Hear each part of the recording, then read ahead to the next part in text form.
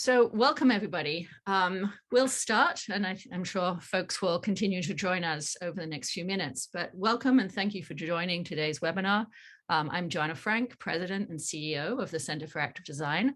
I'd like to give a special thank you to our panelists who you'll be meeting later today. Today's discussion will look at the findings of our latest report, A Better Box, Optimizing Industrial Spaces for Employee Health and Wellness. This report was co-authored by the Center for Active Design and QuadReal Property Group. It is actually the second collaboration between our two organizations. The first was the very popular Office Guide to Building Health, which has proved to be very relevant, especially in today's COVID climate. I'd like to thank QuadReal for their ongoing support in advancing the healthy building movement through their commitment to both thought leadership, as well as really leading by example by optimizing their portfolio of assets, as well as participating in today's panel. So thank you very much to QuadReal. First, some housekeeping. So this webinar is being recorded and will be available on the same page as the industrial report. So it's the industrial report landing page at fitwell.org. And you can also go to the same page to download the report for free. During the webinar, our team will be providing you links and additional information through the chat function, and you are all very welcome to ask us questions using the Q&A function. You can ask me and my colleagues questions directly about the report, and then later on use the same Q&A to ask our panelists questions as well. Finally, I'd like to invite you all to join us for the upcoming annual Fitwell Best in Building Health Leadership Awards, which will take place virtually on March 24th this year. We're going to chat out a link where you can register to join the awards this year and hear from some of the winners, including QuadReal. So there's a theme developing here, right? Anyway, so we look forward to you joining us in that event as well, where we really celebrate those who are leading the healthy building movement. So just an idea of today's run of show, so you know kind of what to expect. We are going to start by giving you some context about the report, including some of the key findings from the report, the Better Box report. They will then welcome our expert panelists who each provide us a unique perspective on the subject of optimizing industrial properties. So I'm really excited to introduce you to the panelists after we have given you some context about the report and the industrial sector at large. So I'm going to just give you a little bit of context about how the report came about and why it was created in the first place. As with all our work, we are really looking to support market transformation of the real estate industry by providing practical and evidence-based strategies that are optimized for the health of people, whether they're the occupants in your buildings or the communities that your buildings and your properties impact, while at the same time making the financial case to ensure that there's a widespread adoption of the health metrics as a key business priority. This is something that we've really seen evolve over the last 10 years and obviously accelerate tremendously during the COVID-19 pandemic, as everybody's kind of had a new idea about where health fits on their priority list and what that means for risk and so on in portfolios. So we really are looking to support market transformation. We want to work with all sectors, with all properties, existing as well as new construction. And so this is kind of the next step in that evolution of really looking at the industrial sector for the first time in detail. We started this work by surveying the latest scientific literature, interviewing industry leaders, incorporating sector-specific best practices, and drawing upon the results of the real estate projects that have actually already used the Fitwell certification, as we do have a commercial and industrial scorecard. From that, we've created a comprehensive report that is aimed at determining what actions are the most effective when it comes to supporting the health and wellness of the industrial sector. And as I said, all of our work is based on the scientific literature. So we start by translating that scientific literature and then working with industry leaders to ensure that we translate it into a way that is practical and can be used at scale for everyone. The need to optimize the industrial workplace has always been there, but what was lacking pre-COVID was really the demand. So with COVID-19, we've seen evolving impact of infrastructure on the economy, on supply chains, and how public health has really become a worldwide conversation, invoking a new sense of urgency and willingness to optimize our industrial spaces. We've really understood kind of where the industrial sector sits in the overall supply chain and economy, and how the health of the occupants of those buildings and the employees within industrial spaces really are critical when it comes to the overall health and wellness of our economy as well as people. The study offers an approachable path for implementation, which is really important. We really want to stress the fact that everybody can do something to optimize the health of their employees, their occupants, or the community at large. With a series of evidence-based guidelines for supporting better health and wellness outcomes in the industrial sites, the report really offers a robust plan for retaining top talent, reducing injury and absenteeism, lowering stress levels, mitigating the risk of contagious disease, such as obviously COVID-19, but also seasonal flu, decreasing the risk of chronic disease. Chronic disease before COVID was actually accounted for 75% of deaths in the US. So this was by far the majority of the deaths. So really looking at reducing the risk of chronic disease is an essential piece of supporting health, increasing overall job satisfaction, and then ultimately providing individuals and organizations with opportunities to be more productive. Because we can make the case for health and wellness, and we can make that as a business case as well, which is very important if we're looking to achieve market transformation. With that kind of brief introduction, I'd like to introduce my colleague, Sarah Carrera, who is the lead author of the report that we're discussing today, as well as CFAD's head of applied research. So Sarah, welcome to the conversation. Sarah's going to go into the report in a little bit more detail and give you some context behind the numbers. Hi there, and thanks so much, Joanna. I'm really excited to join today to share a bit about the urgency of the report and talk through a few of the major findings. So as this new report lays out, the industrial and logistics sector really is booming. Annual growth in the warehouse and storage workforce in North America, for example, is projected to grow 2.7% annually for the next several years, with a valuation of more than $87 billion US. That's a huge portion of the economy. Our findings also point to the very central role that health plays in employee decision-making. 87% of employees consider health and wellness when choosing an employer. This is becoming an ever-growing focus for employees when it comes to seeking out job opportunities. This upswing in demand for health promotion within the workplace has put a lot of pressure on an industry in which health and wellness has notably lagged as a priority, at least when compared to traditional commercial real estate, residential, and hospitality, for example. As part of the rationale behind why health and wellness should be prioritized among industrial owners and employers, we captured several notable findings. And here on the screen, you see a summary of the findings lifted from the report. In our research, there were a couple of key themes that emerged. First off, rising demand. As I mentioned, industrial sector booming, e-commerce demand has skyrocketed, meaning that employment within this sector has seen significant growth over the past several years. At the same time, as the need for more employees is growing, the industrial sector is also experiencing a real strain on this growing workforce, contributing to poor employee retention, which is marked by high turnover. So as you can see on this slide, the sector experienced a 60% turnover rate in 2020 within the North American market, which is pretty high. And finally, high rates of injury, which is also tied to the intense pressure on employees within the sector, really fast-paced, stressful environment. On average, approximately 5% of warehouse workers report work-related injury or illness each year. And there's also a widespread musculoskeletal disorders, or MSDs for short, experienced within this sector. According to the Bureau of Labor Statistics in the United States, the transportation and storage sector experienced the highest incidence rate by far for MSDs, with an incidence rate of approximately 77. And just for some context around there, because I know that doesn't really mean much, the next highest incidence rate is experienced in the healthcare and social assistance sector, where that incidence rate is 38.4. So still high, but the gap there is pretty huge and is almost double. So really, really clear that there's a need for intervention here.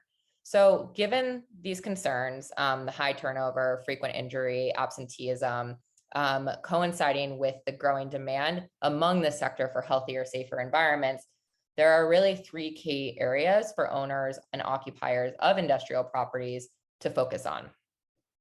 And this is what we really dig into in the report itself. I'm going to give a high-level summary. For more details, please download the report. The first area focuses on recommendations for maximizing location and site accessibility. The second area is focused on designing functional and supportive interiors. And then finally, we provide guidance for creating spaces that promote productivity and preparedness. So when it comes to maximizing location and site accessibility, we're really talking about decisions around siting, connecting the industrial site to the surrounding community, and enhancing the use of underutilized spaces on the site itself. So when we talk about connecting the site to surrounding areas, it's really exciting because as this sector embraces last mile delivery, and there's a growing focus on that, there's an increased opportunity to place storage sites near population centers, which expands the ability to connect these sites to the surrounding transportation network. And even in more rural areas, we're talking about things like providing shuttles to employers or to employees during peak times. Secondly, making spaces on the site for health promoting services and facilities. The industrial sector is marked by shift workers, and industrial spaces can really contribute to the ability for these employees to be able to pursue healthier choices by increasing access to on-site facilities such as fitness facilities, healthy food options, restorative spaces, et cetera. And then finally, prioritizing access to nature. We know that incorporating greenery across a workplace can really increase use of outdoor areas within the space and combat stress in what can be a highly stressful job. And then second, so when it comes to designing functional and supportive interiors, there are a number of different areas that we focus on. The first being access to essential facilities. So hydration stations, restrooms, things that might seem obvious, but within a busy workday, where it's really quota driven, making sure that these are readily accessible is really important so that it doesn't cause undue stress with those pieces.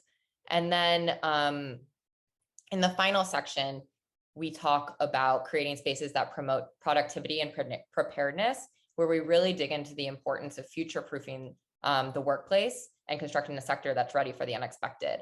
As we've seen in COVID-19, the better prepared, the better able we are to react to emergency situations.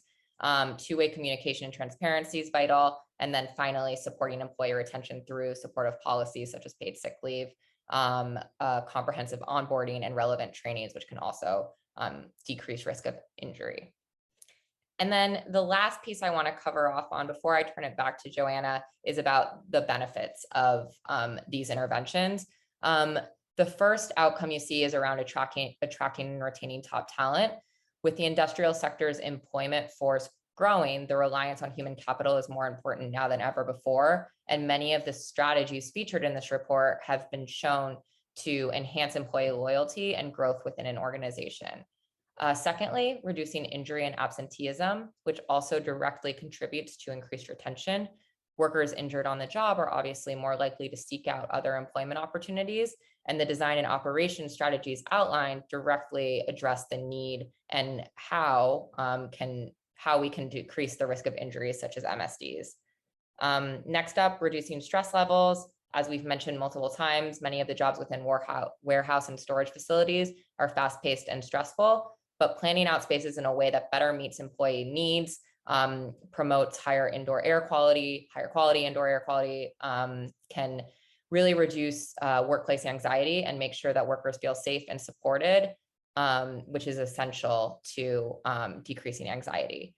And then finally, increasing overall job satisfaction. Job satisfaction is a key determinant of employee retention, and tactics like increasing access to desirable facilities, such as fitness areas or restorative spaces, and prioritizing clear and transparent communication within the workplace have been shown to have a positive impact on employee satisfaction. And with that, I want to pass it back to Joanna to dig into another product targeting the industrial sector, which is Fitwell's Commercial and Industrial Site Scorecard. Thank you, Sarah. Yes, so the Better Box report really provides the overarching themes and guidance. And then we really dig into the practical, tangible, evidence-based strategies for design, for operation, and the amenities that optimize health within the industrial sector through the Fitwel Commercial and Industrial Scorecard. The scorecard was created for the property owner and really looking at what they can control rather than the tenant, understanding that this sector really has two key players. This scorecard is looking at the owner of the property. The types of properties that can use the scorecard, obviously industrial buildings, industrial parks, manufacturing, warehousing, distribution centers, certainly commercial office parks, research and development districts, as well as strip malls and open retail centers as well. The scorecard quantifies the guidelines in the report and provides precise requirements for achieving certification. For example, the report illustrates the importance of mitigating noise exposure, and then the Fitwel CNI scorecard specifies the type of noises that should be mitigated and identifies the practical steps that can be taken to control those undesirable sounds. So we encourage you to have a look at this. You can download it obviously on the fitwel.org site, as with all of our scorecards. It is a new scorecard, and we are excited to see folks already adopting it. So thank you. And with that, I am excited to introduce today's panelists to continue this conversation and really provide their unique perspective. Sarah will remain on the webinar to answer questions throughout, as well as moderate the questions at the end of the panel. So I am delighted to introduce today's panelists.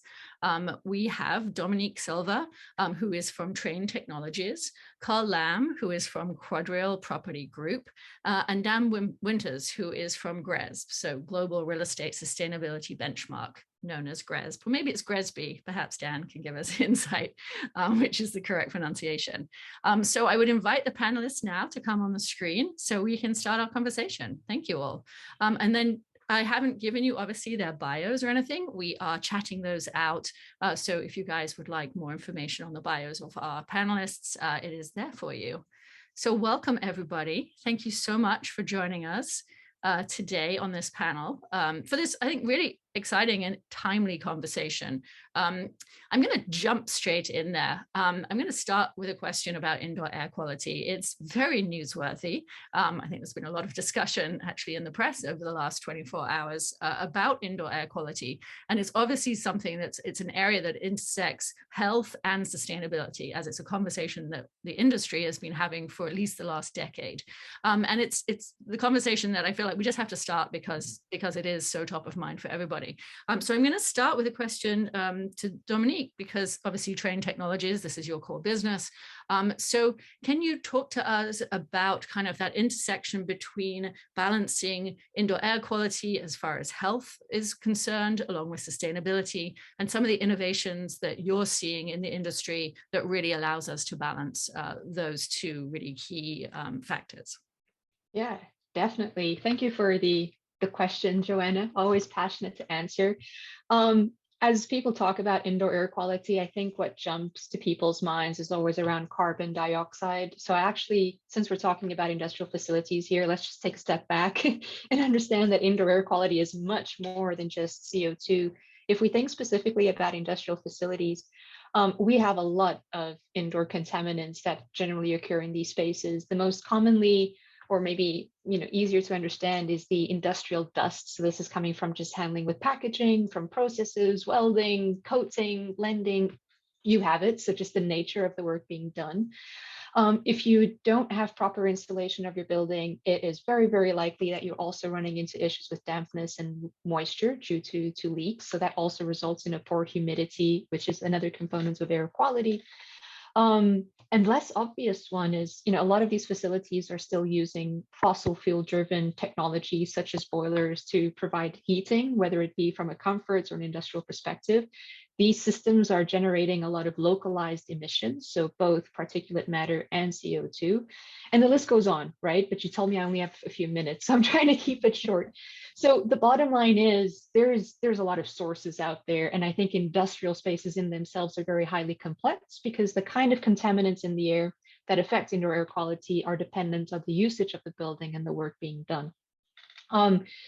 We also talk a lot about effects. And again, because this is really focusing on the occupants of the building and so the workers, I think it's important to highlight that we basically see two health effects. The very obvious one, which is not always attributed to indoor air quality, are things like migraines, drowsiness, coughing, sneezing, just general uneasiness.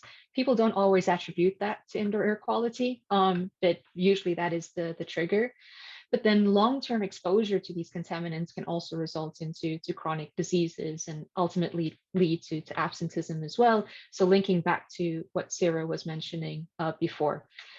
Now, I've probably just mentioned problems. So to your point, is it only problems? No, there are solutions out there. There are many innovations which we've seen happening in the last 24 months.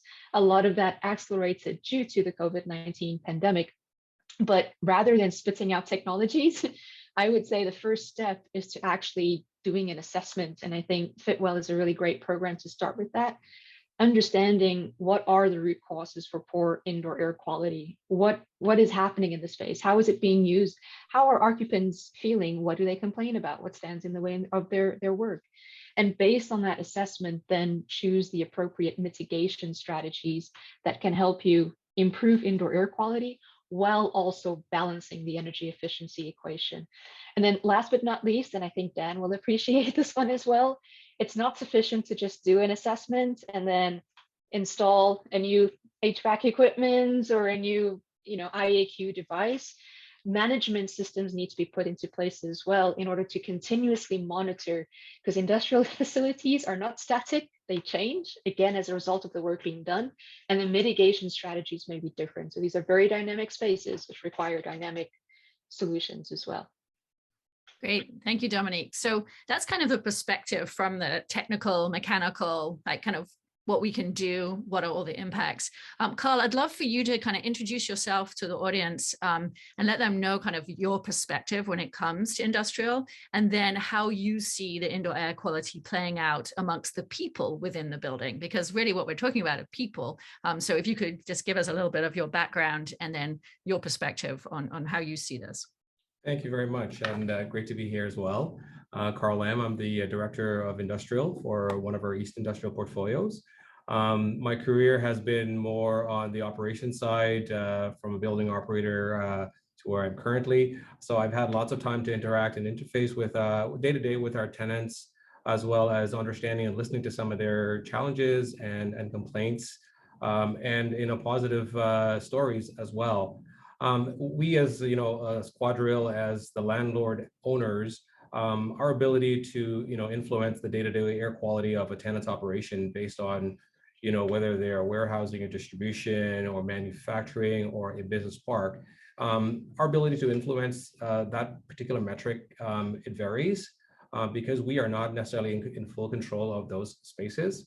However, one of the things that we do is partner with some of our major tenancies and control some of the things that we can influence, such as having a very stringent preventative maintenance program, making sure that the equipment that is currently servicing a particular building or unit is up to the particular standard. Filters, whether it's the MERV 13 or higher, are in place in there, communicating best practices to our tenants. And if you think to where we are currently in COVID, and certainly early on in 2020 and 2021, there was a lot of reach out from our tenants on support about air quality and how they can manage their strategy and provide sort of that comfort and confidence for their employees to come in and out of those spaces. So air quality, it is a major topic for us, whether it's on the office side or on the industrial side. It is, we live it and we breathe it. Sure, absolutely. Yeah, no, thank you.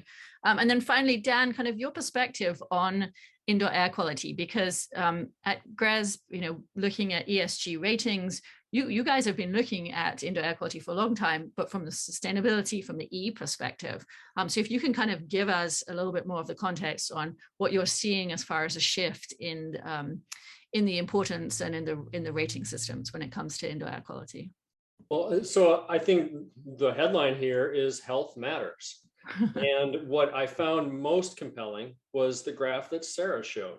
That graph that showed the amount of employees that are making up these industrial distribution warehouses over time. So the whole industry has really shifted, and it's really about the people. It used to be optimized for the boxes or the objects, if you will. And how do you put four walls and a roof around them and get that object from one place to another or manufactured better or whatever's happening within that facility?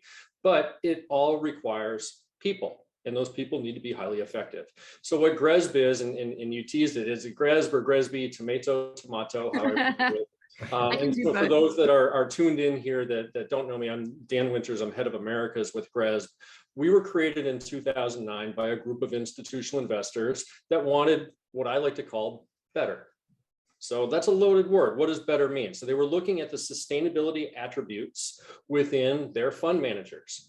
And if that fund manager receives $100, $200, $500 million commitment to go and buy buildings, how are they doing? Do they have a program, or are they, what are they doing when it comes to sustainability? And so over the time, right, GRESB has grown significantly in its impact within the industry. What we're trying to tease out are two things. One, what is the fund manager thinking about with their decision-making process? And then two, how does it really manifest on the ground, which is where things like Fitwell really fit in. So for us, we'd like to know how the fund manager and their people, right? So that's one stakeholder group, what's happening with that company. And then two, how are they engaging with all of the buildings that they own on the ground? And do they have a program, or are they just doing some random things that are out there? What's beautiful about Fitwell is once you get down to that asset level, you've got this great program, right? With 12 different, sort of themes that drive best practices at the building level. That becomes a signal. So institutional investors are looking for that when it comes to, what's happening in their portfolio down there. Health matters big time. Sure. Yeah, no, thank you. And I think from our perspective, and certainly we've kind of been surveying the industry at large for the last couple of years to understand their perspective on health and where health fits as a priority. What we hear loud and clear from institutional investors, from owners of real estate, is that health is now seen as a risk. So before COVID, health was seen as a nice to have. When you've dealt with your sustainability, when you've done everything else, then you think about health and you use it to positively differentiate your properties. But actually, I was on another panel with Jamie from QuadReal, where he said that now health is table stakes. You have to be able to answer how you are promoting and protecting the health of the occupants and the community at large as the kind of the baseline. And so it's really now seen as a risk. If you aren't able to do that, it may have negative consequences on your ability to lease up to Class A tenants or to continue to attract tenants and retain tenants and so on.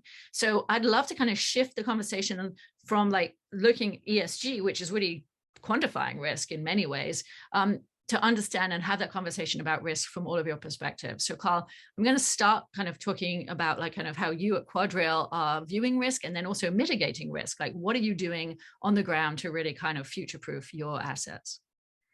I would say we're looking at it from a very dynamic perspective. We're looking at, I would say, a flexible approach to how we look at our collective assets.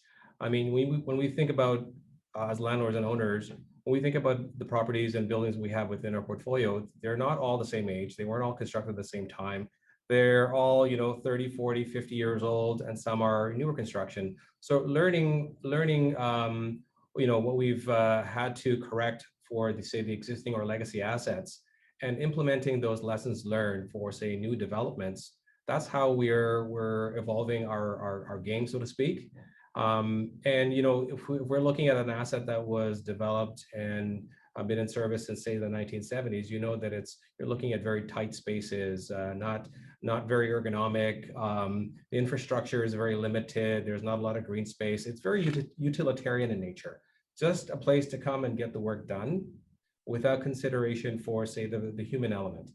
So as we looked at some of our assets and we looked at how we're developing future projects, we're looking at lessons learned from those assets that we're managing currently and how we can change the future as well. But the bottom line is we're forced to think outside the box and really get creative.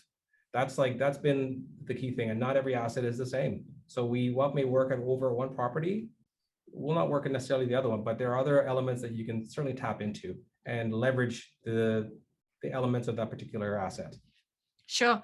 I know when we chatted before, you kind of gave an example of something that you've done on one property around Yes. creating community gardens. I would love you to tell the audience that story because I feel like it's really kind of tangible and folks can kind of understand from that perspective what you're doing. Yeah, happily. It's a very exciting story actually, and it started out in 2018, which sort of was inspired by my own sort of creativity for our love for gardening and local produce.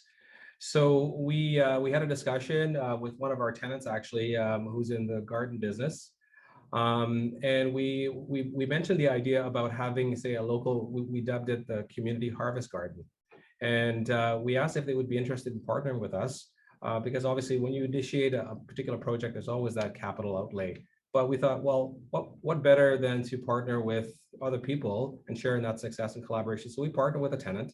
Then we partnered with CP24. We partnered with some celebrities. We partnered with our contractors, whether it's irrigation contractor. We partnered with our landscapers.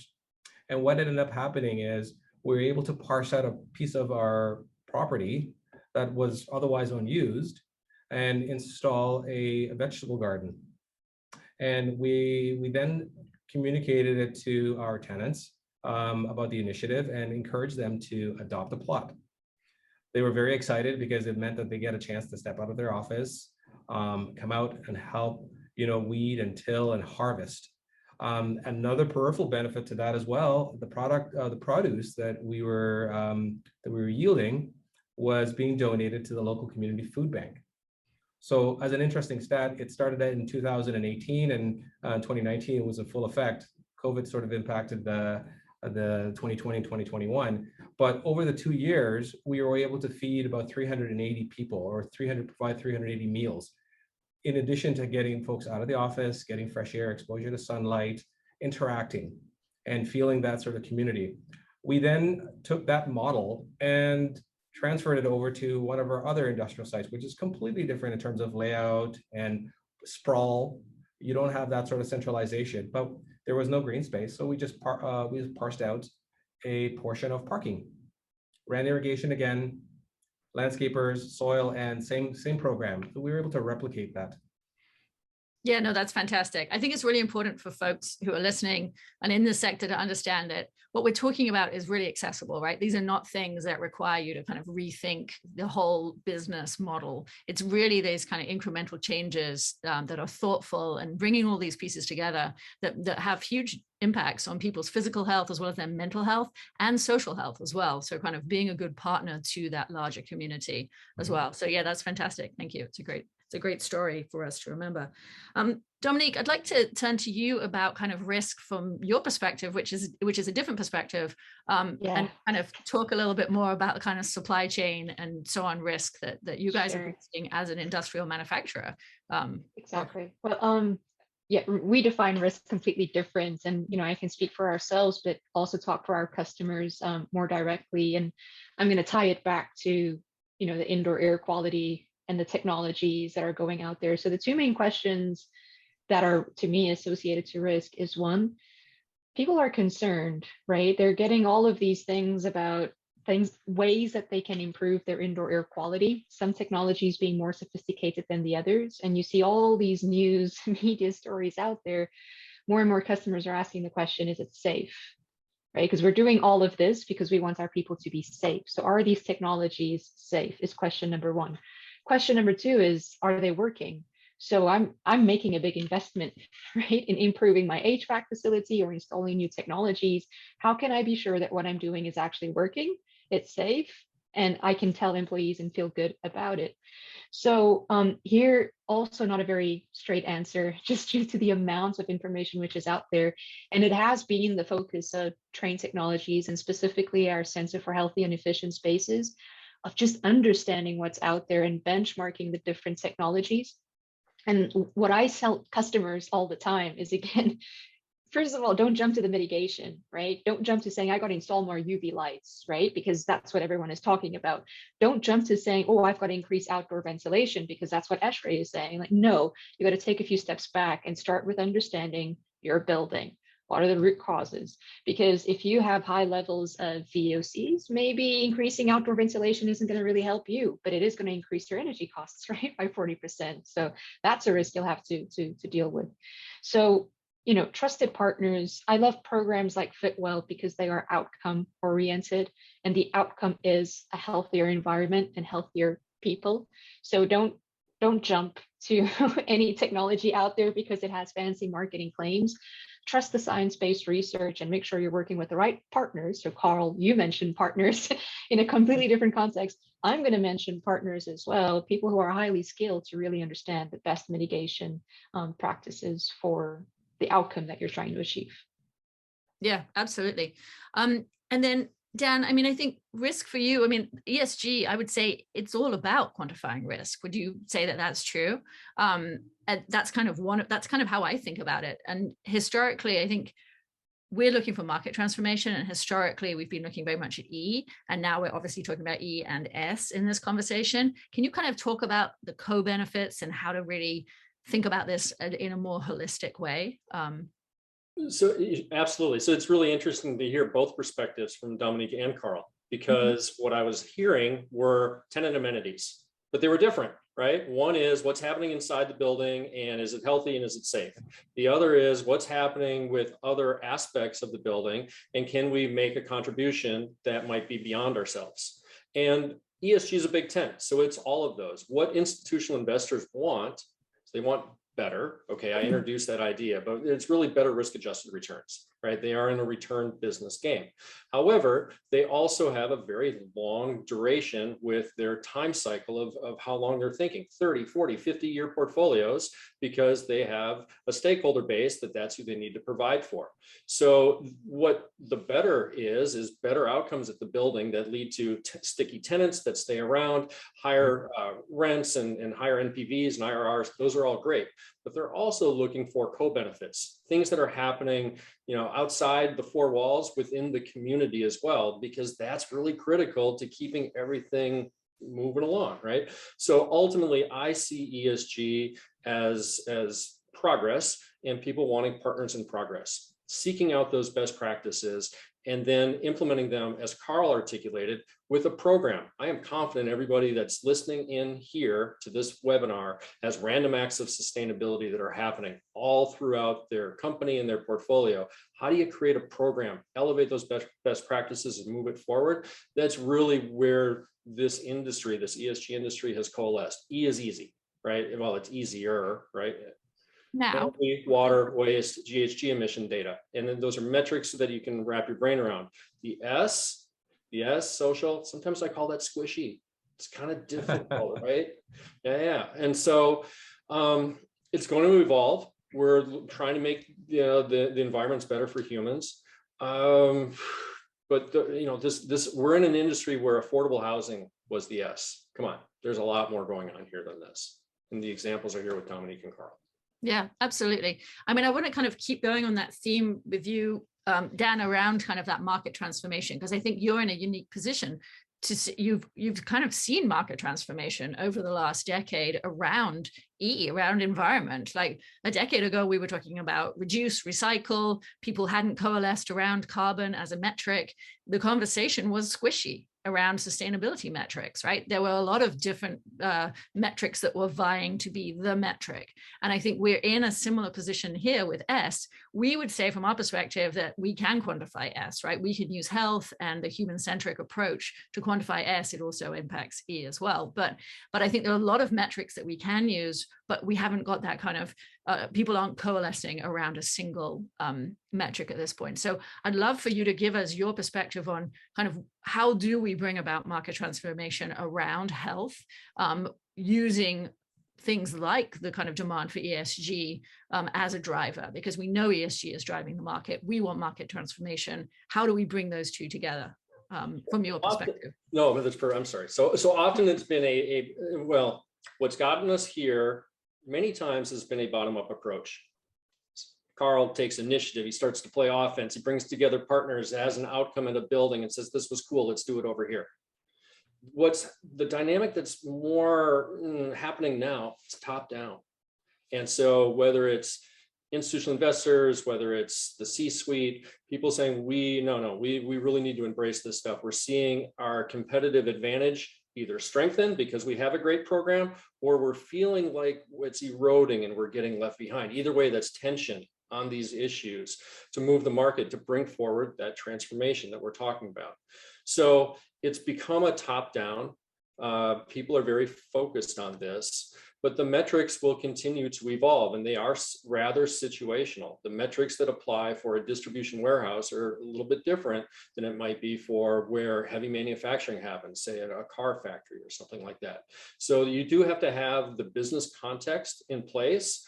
Oftentimes, because it is complicated and complex, it's going back to a program like a Fitwell that says, okay, here's a checklist.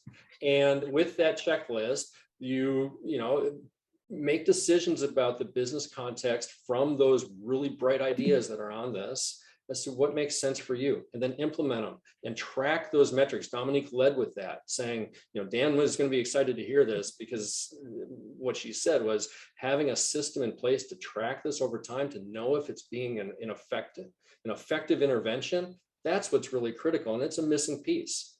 So it's also not easy to do. Yeah, no, I mean, I think it's both, right? I think what we're seeing is a shift in the market in that, yes, it's top-down demand coming from institutional investors, which of course QuadReal is an institutional investor. So they kind of have both sides of the equation here. But so the ESG pressure is causing that demand in the marketplace from the real estate owners, where we have to comply with ESG metrics in order to, vie for this these investment dollars. At the same time, the big shift that's come about with COVID is that we are now seeing that people, the occupants, the individual employees, are now driving demand, and that is recognized by those institutional investors. Where before they were looking at assets and buildings, now they're thinking about the people in those assets and buildings, because we've all been shown that if you can't entice people back into commercial properties, that has a big impact on your bottom line as far as the financial viability. So Carl, I'd love you to kind of speak about market transformation from kind of both those perspectives, because, as QuadReal, you are an institutional investor, but then you are also property owners, where you're dealing with the people as well. Yes, absolutely. I would say market transformation, really deals with a bit of a mind shift. Changing the way we view, the industrial market as a whole, and how we look at our buildings, how we consider the complexities of our tenants that are coming into our properties. How are we attracting them? How are we appealing to our neighborhoods? How are we appealing to our own employees, frankly, our people that go and visit the properties on a day-to-day basis? Because at the end of the day, we too are occupants of the building. So that market transformation is also looking inwards, like what we as employees, as QuadReal employees, what do we like? What do we like to see? And that's, that has also been sort of the spark of innovation within some of our teams. What do we like to see within our properties, and what do we like in terms of amenities at our properties? So that transformation is really, it's really flexible, and it's also just it's that complete mind shift. That's really how I could best describe it, and doing away from the typical box that we all view industrial, and thinking about it as a box with people, with community, with amenities, with sunlight, with fresh air, with transportation, with giving back to the community. It's just changing beyond just that. And I think if you think about early 1900s, where industrial buildings were these dirty little smoke emitting sites within a city cluster, it's changed. It's changed, and we touched upon this a little earlier as well, where COVID has certainly emphasized the need to accommodate that human element and that human capital. And yeah, you're right. It wasn't necessarily a priority for, say, the industrial side. It was sort of a nice to have, but it has become more of a focus. And in a prior conversation we had with Dan as well, like for those who are listening, there's a lot of things you probably are already doing. You probably don't even realize that you're doing it. So having something like a program like Fitwell allows you at least to give you a bit of a checklist to know where you're headed, how you're tracking, and it might spur on something else. That would be my advice. Yeah, absolutely. And can you speak to kind of whether you're then realizing financial benefits when you are prioritizing the people, when you're prioritizing your tenants around their health and kind of that human centric? Are you seeing that then realized in lease up rates or anything of that nature? Because Certainly, we are talking about real estate, right? Yeah, absolutely, certainly. And it's not just about the financial aspect of it. It is also the relationship that you have with the tenants. It's the relationship you have with the people. It's the rapport. It's the partnership.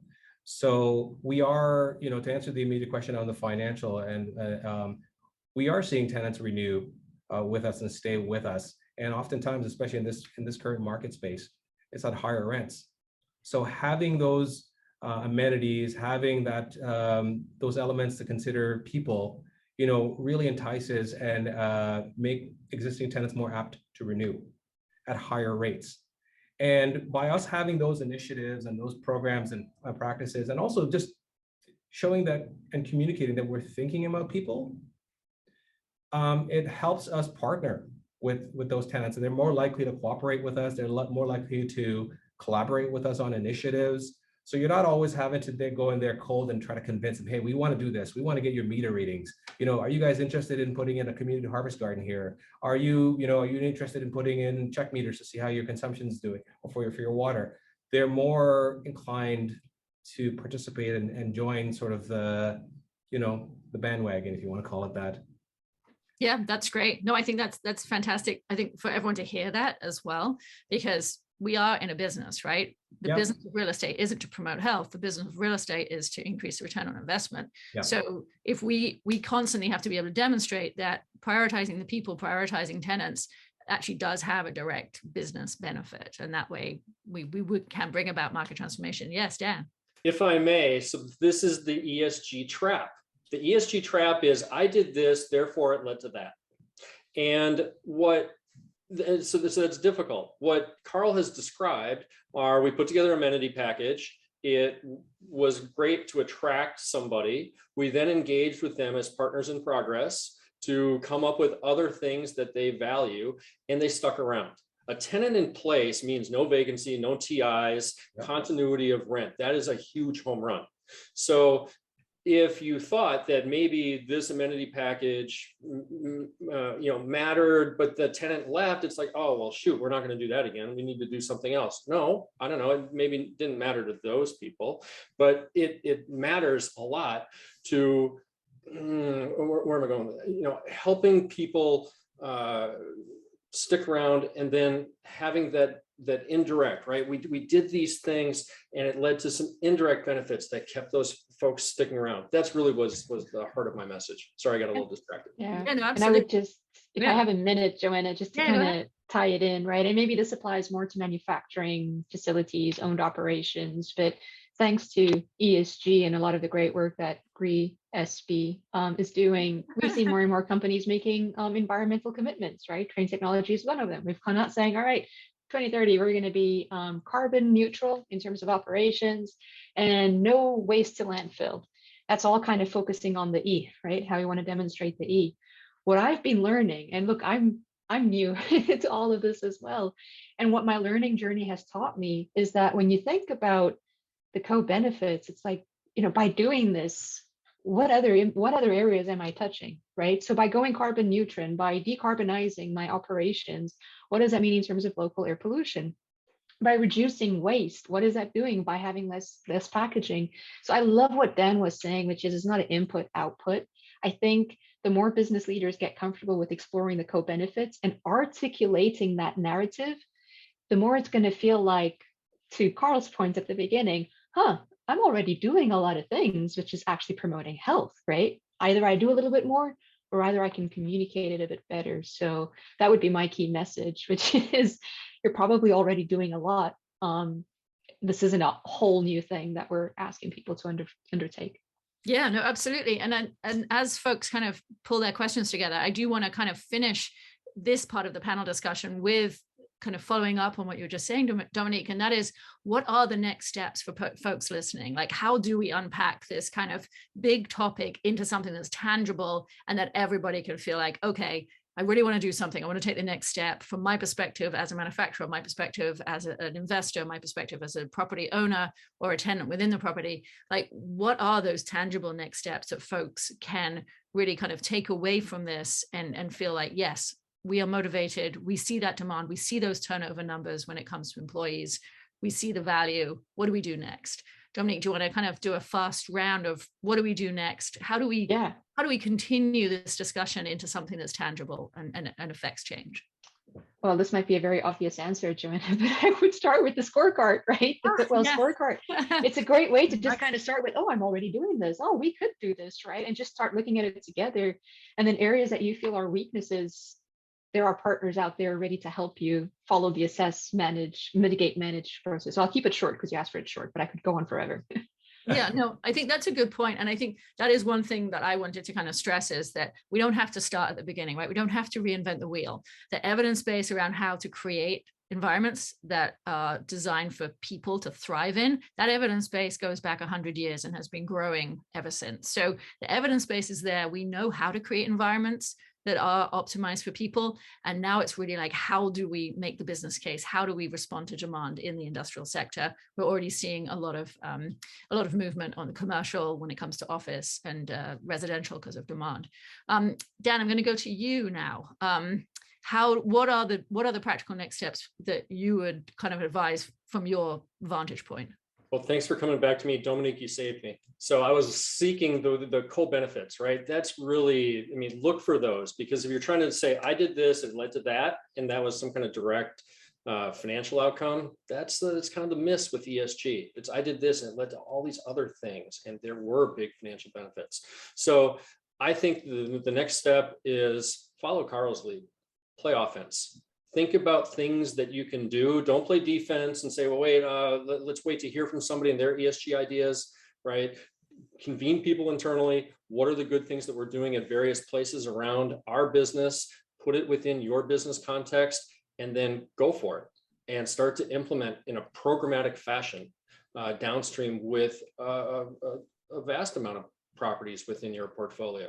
But in order to do that, you need some kind of guidance. You need a program and a marker, and by goodness, those 12 things in that Fitwell scorecard are super helpful to providing people a map. Thank you. Yeah, no, I mean, that's the point, right? We did all the translation for you guys, hopefully. Carl, you guys are obviously doing a lot as both kind of investors, owners of properties, and an employer as well. So can you give folks some kind of tangible next steps where you started, maybe when you were kind of beginning to think about, like, how do we reassess, how do we bring about this kind of paradigm shift to focus on people? Thank you. Yes, absolutely.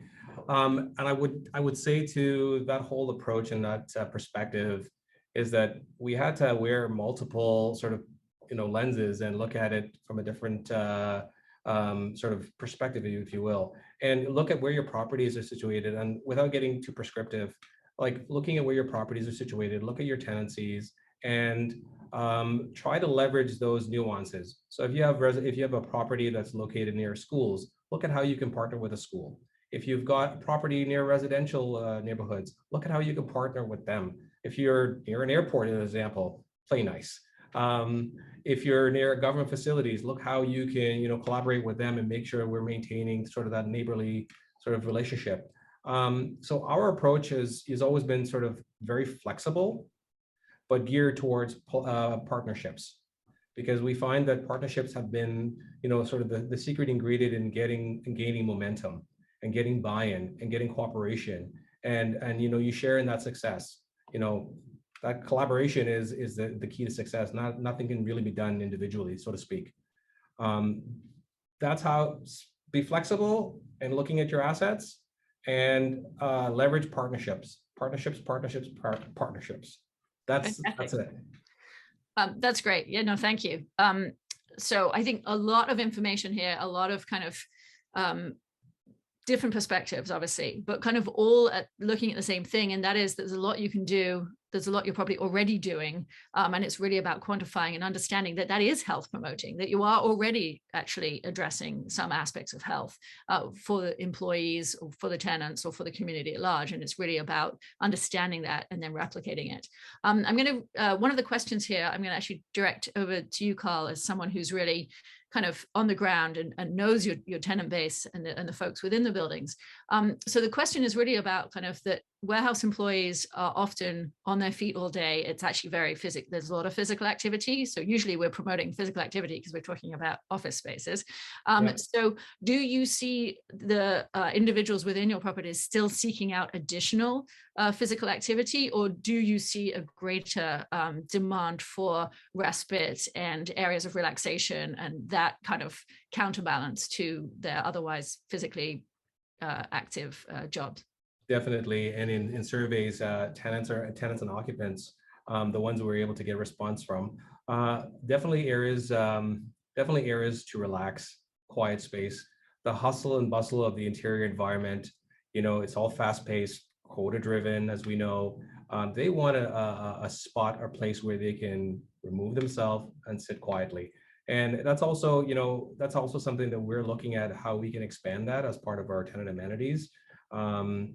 And again, looking at how we were able to do community harvest gardens, but also how can we use that same approach for putting in a bench under a tree or just a seating area, a shaded area, so folks can sit outside, quiet space. So that's what we're seeing.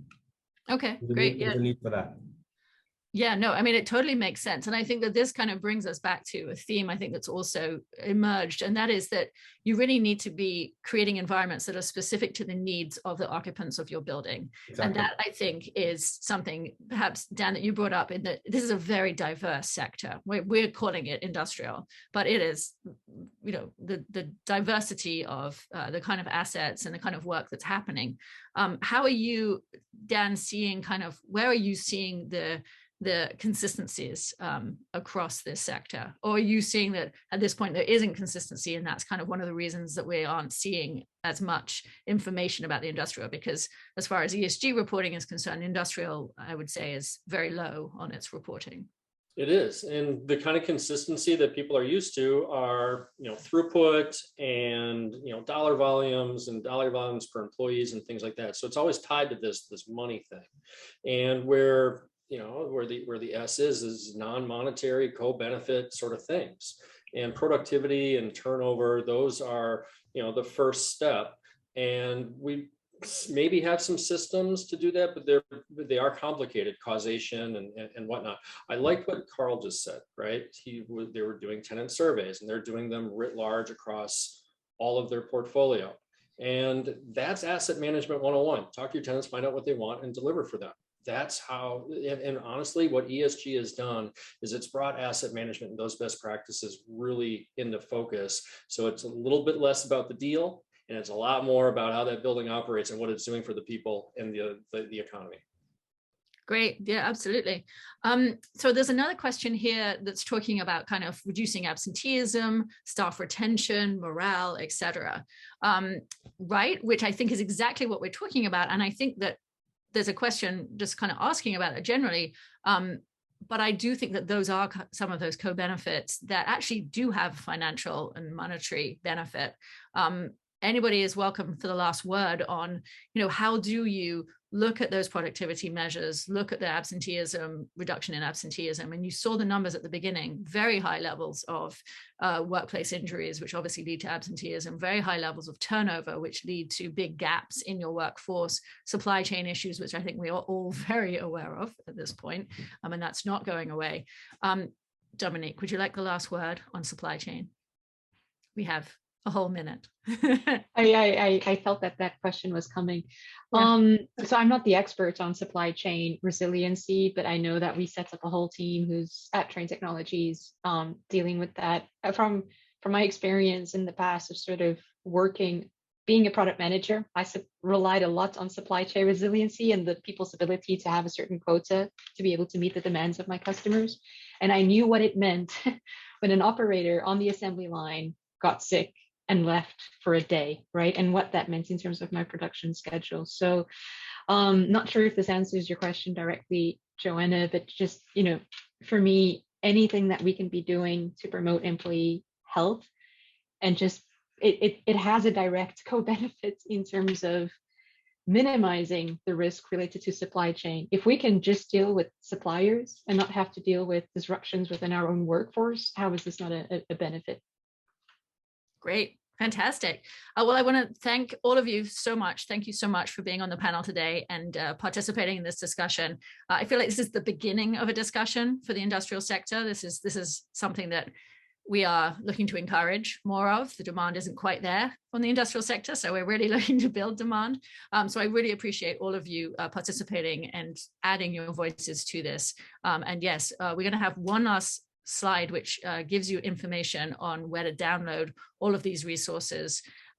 So obviously the industrial report is a free resource for all of you to download. Likewise, the scorecards that we've been talking about are all free resources also on fitwell.org. And once again, we look forward to having you all join us for Best in Building Health, where we will be supporting and celebrating all of the companies globally that are leading the healthy building movement. So thank you so much to the panelists for sharing your expertise and your time with us. And we look forward to continuing this conversation. Thank you all. Thank you. Good luck, everyone.